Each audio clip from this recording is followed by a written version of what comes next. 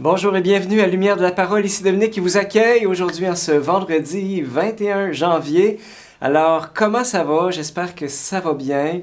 Ça me fait plaisir d'être avec vous. Alors, c'est notre rendez-vous quotidien avec la parole de Dieu. Alors aujourd'hui, on continue avec l'évangile de Jésus-Christ selon Saint Marc.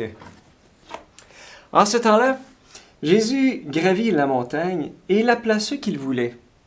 Ils vinrent auprès de lui, et il en institua 12 pour qu'ils soient avec lui, pour les envoyer proclamer la bonne nouvelle, avec le pouvoir d'expulser les démons. Donc, il établit les 12. Pierre, c'est le nom qu'il donna à Simon. Jacques, fils de Zébédée, et Jean, le frère de Jacques, il leur donna le nom de Boanerges, c'est-à-dire fils du tonnerre. André, Philippe, Barthélemy, Matthieu, Thomas, Jacques, fils d'Alphée, Thaddée, Simon le Zélote et Judas Iscariote, celui-là même qui le livra. Acclamons la parole de Dieu. Louange à toi, Seigneur Jésus. Alors moi, ce qui me touche dans cet évangile qu'on vient d'entendre, là, c'est que Jésus appelle chacun de ses disciples par son nom. D'ailleurs, vous savez, il y a 2 Simon, il y a 2 Jude, il y a 2 Jacques, mais chacun est comme individualisé. T'sais? Et c'est pas rien pour moi parce que dans beaucoup d'institutions qui nous entourent aujourd'hui, ce n'est pas le nom qui compte, mais c'est le nombre. C'est pas le nom qui compte, c'est le nombre. Parce que on prend une entreprise, un pays, une association, en fait... souvent, on vous dit dans les publicités, hein, nous voulons votre bien, et on essaye d'avoir une attitude personnalisée, mais au fond, on le sait bien que ce qu'ils veulent, c'est notre argent, tu sais, puis c'est pas nous qui comptons, c'est notre portefeuille, c'est ce qu'on est capable de leur acheter finalement. Voyez, dans le sens qu'il y a bien des institutions qui nous aiment à cause du nombre puis de l'importance qu'on donne à l'organisation, mais qui nous aime vraiment pour qui nous sommes? Qui m'aime vraiment pour qui je suis, moi, Dominique? Hein? C'est la question qu'on porte tous, puis des fois, Alors, enfin, ce qui est beau dans cet évangile aujourd'hui, c'est que Jésus appelle ses disciples par leur nom, et non pas par leur nombre. Et de la même manière, Dieu, quand il nous regarde avec il nous appelle par notre nom, il nous connaît. Hein, il voit pas, quand il nous regarde, là, il voit pas du monde en général. Il voit Jacinthe, il voit Michel, Marilyn, il voit Isabelle, il voit Diane, il voit Bernard, il voit Louise.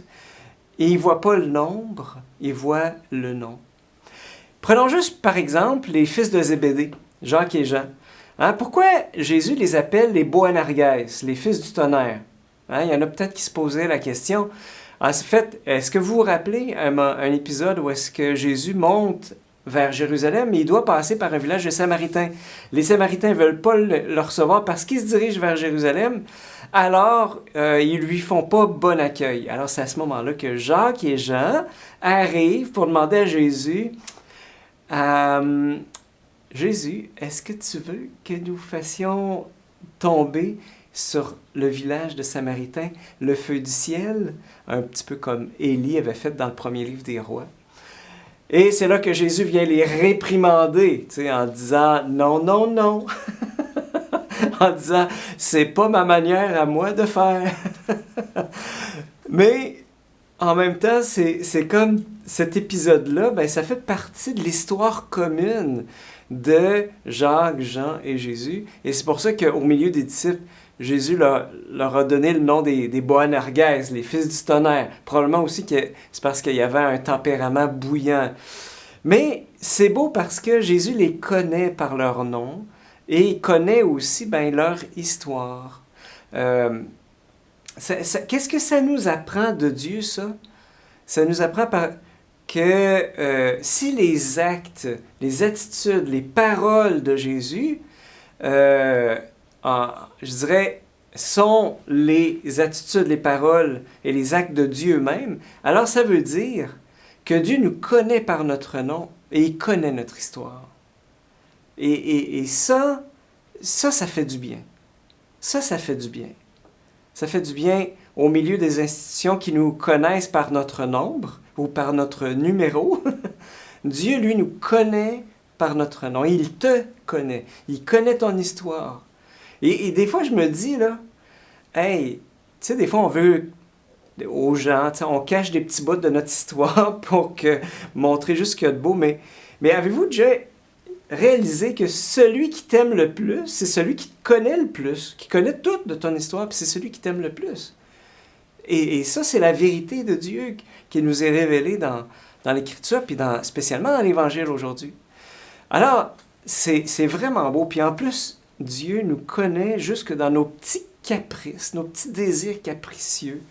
Je vous donne juste un exemple. Quand je suis sorti de communauté, on m'avait dit, comme prêtre, tu vas avoir besoin d'un char. Parce que, en plus que j'étais nommé en Beauce, alors il fallait faire beaucoup, beaucoup de routes. Alors ça me prenait un bon char, mais je me demandais, je connaissais rien des chars. Puis, et je me posais la question, c'était dans mes préoccupations. Puis à un moment donné que je priais le chapelet, eh bien, à un moment donné, croyez-le pas, ça ne me dérange pas, mais c'est comme si j'avais senti une main qui m'a pris comme le visage, puis là, qui m'a comme tourné le visage, alors que je priais le chapelet. Je suis tombé sur un modèle d'auto, je la regarde, je dis « c'est en plein ça que ça me prendrait ». Alors, je m'approche, je regarde un petit peu dans l'auto, tu sais, puis je dis « Hein, wow! » Fait que je m'en vais voir dans le cahier de l'auto de l'année. Mon Dieu, c'était exactement ça. C'était le meilleur vendeur qualité, rapport qualité-prix. C'était encensé par la critique.